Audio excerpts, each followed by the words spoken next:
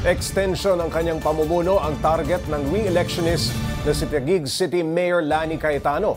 Pero sa kanyang pagpapakilala ng mga kapartido sa pagtakbo, wala ang kanyang bayaw na si dating Mayor Lino Cayetano. Para bigyan ng mukha ang balita, may live report mula sa Taguig, si Mobile Journal Kayla Makantaan. Kayla. Pops J, nakapaghain na ng kandidatura ngayong araw si incumbent Mayor Lani Cayetano bilang re-electionist dito sa Taguig. May tugtugan at sayawan pa ang supporters ni Mayor Lani Cayetano na nagpunta sa Taguig Convention Center pasado alas 11 kaninang umaga. May bitbit pa silang mga flag at balloons nang salubungin si Mayor Lani kasama ang kanyang ticket na naghain na rin ng Certificate of Candidacy. Bago ito, nagkaroon ng maikling programa ang TLCO, Team Lani Cayetano, sa pamayanan ng Diego Silang Covered Fort. Ipinakilala niya ang mga katiket kasama ang running mate na si incumbent Vice Mayor Arvin Alit. Pambato naman nila sa Kamara si 1st District Representative Ricardo Ading Cruz Jr. At sa 2nd District, ang kapitan ng Barangay Fort Bonifacio na si George Bocobo. Kumpleto rin ang tig-12 aspiring councilors ng TLC para sa 2 distrito. Hiling ni Mayor Lani muling ipagkatiwala ng mga Taguigenyo ang boto sa kanya at mga kasamahan para sa mas malalaking plano pa umano nila sa lungsod. Nagkaroon naman tayo ng pagkakataon kanina na makapanayam si Mayor Lani at matanong natin yung issue sa pagpapasara ng Embo Barangays sa local facilities dito nga sa Embo Barangays na isa sa pinoproblema ngayon ng mga residente. Narito ang bahagi ng kanyang pahayag. Sa aking opinyon, maling-mali po yun. 'Di ba? Ang sabi ko, dapat nauuna yung interes ng tao. Saan po hahanapin ang paliwanag? Namamatamisin nyo na nakakandado, nilulumot, inaagiw, kaysa ipagamit sa tao. In-express ko na po ito sa Secretary ng Health, sa Secretary ng DILG, at sa mga leaders din po ng City of Makati. Hindi naman nangangahulugan na yung ownership niya na isinusuko niyo na sa amin, you can still pursue your legal claim over those facilities. Kayla, sino bang makakatapat ni Mayor Lani Cayetano sa pagka-alkalde dyan sa Taguig? Pops J, sa ngayon, ang official lang na naghain sa pagka-mayor, si Mayor Lani at si ex-Kong Arnel Serafica. So, itong laban, aabangan natin kung meron pa makahabol bukas, pero sa ngayon, sila pa lang. Pops J, maalala natin na nagkatunggali na noon, itong si Mayor Lani at si ex-Kong Serafica, kung saan nagwagi si Mayor Lani. Pops J. Kayla, kamusta naman ang suporta para kay Arnel Serafica? May ingay din ba tulad ng kay Mayor Lani? Yes, Pops J, first day ng filing pa lang, pumunta na dito si Serafica kasama ang kanyang mga kapartido, ang Partido Federal, at nagulat din ako na napakaraming pumuntang supporters para sa kanila.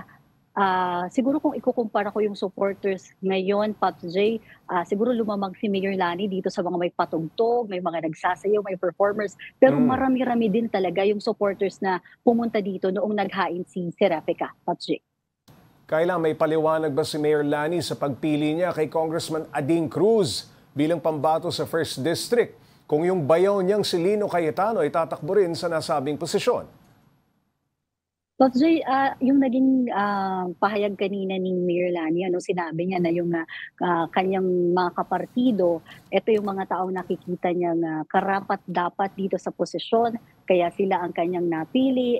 At hindi lang daw kasi Pops J, sinasabi naman niya na lahat naman daw ng kumakandidato, ang kagustuhan para sa Taguig ay yung mas umasenso at mas mapaganda pa ito. Pero ang sinasabi ni Mayor Lani, pagdating daw dito sa values at sa kung paano magtrabaho, ito daw yung gusto niya sa kanyang mga katiket. So hindi niya na, Pops J, specify yung regarding dito sa kanyang bayan na si Lino, pero naitanong din natin yung kanilang relasyon at ayon sa kanya may challenges daw ngayon sa kanila dito kanyang bayan na si Lino, pero hindi na niya ikinuwento pa, Pops J, kasi ayon sa kanya hindi daw ito yung tamang setting para pag-usapan ito at para sa kanya, Pops J, masakit, yun yung adjective na kanyang ginamit, masakit daw yung pinagdadaanan nila ngayon, Pops J. Kayla, kasama ni Mayor Lani kanina ang asawang si Senador Alan Peter Cayetano. May reaksyon ba siya tungkol sa hindi pagpili ng kanyang misis sa kapatid na si Lino. Actually, hindi tayo nagkaroon ng pagkakataon na makausap mismo si Senator Alan Peter kasi hindi rin siya humarap nung nagpa-unlak na ng panayam sila Mayor Lani. Talagang sumama lang siya noong umaga kung saan nagkaroon sila ng maikling programa, ipinakilala yung kanilang mga kandidato at dito nga. Pero maalala natin, Pops, nung mga ilang araw bago ang filing, nagsabi na suporta itong si Lino kay Mayor Lani. Kahit daw hindi sila magkapartido, talagang susuportahan daw niya yung kanyang pagtakbo at yung mga gagawin pang proyekto ni Mayor sa mga susunod na taon, sakali nga pala rin muli. Pero ang naging sagot, Pops J, ni Mayor Lani dito kanina, thank you. Yun lang daw yung kanyang masasabi sa ngayon, Pops J. Kayla, kamusta naman ang filing ng COC dyan sa Taguig ngayong araw? Naging maayos naman ba?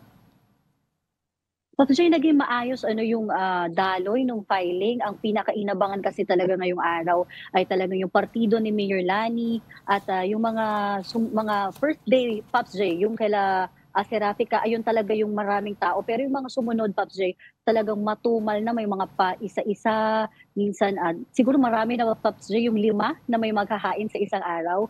At kita nyo, Pops J, mga 4:40 or 4:30 pa lang ng hapon, talagang maaga na nagliligpit dito. Tahimik kasi na. Talagang matumal. Yes, matumal yung nagpupunta. Alright, maraming salamat. Mobile Journal, Kayla Makantan.